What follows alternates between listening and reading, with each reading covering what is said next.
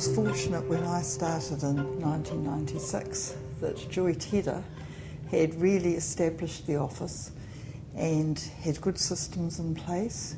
We even had a membership database, and we had 2 full-time staff, one of which was me and the secretary, and Joy herself, who had chosen to stay on as the accounts clerk on a part-time basis, having decided that after the restructuring at that time that she would prefer to step down to that, and Suzanne, who also worked part-time as the membership secretary. So 4 of us in the office, well established, and the president at that time was Margot Skinner.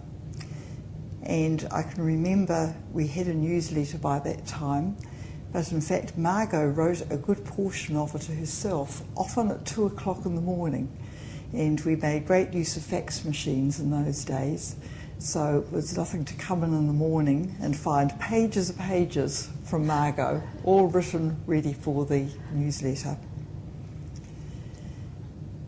Shortly after I started, we began to look at developing a more sophisticated membership database, and I remember all of us sitting around deciding what information we needed to collect about our members. Also at that time we were beginning to get emails, and that was something new for the society and for physiotherapists. Many of them didn't have their own computers in those days, and we were still very reliant on communication by telephone and fax.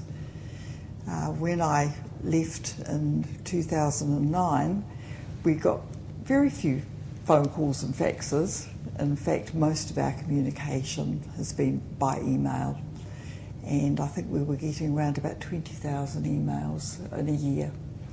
So that gives you an idea of how much time we now spend on our computers and responding back to people, but it just makes for such quick communication.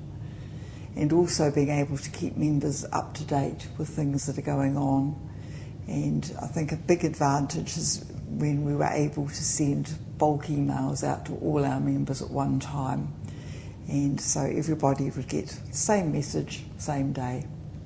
Real advances over the 13 years that I was with the Society.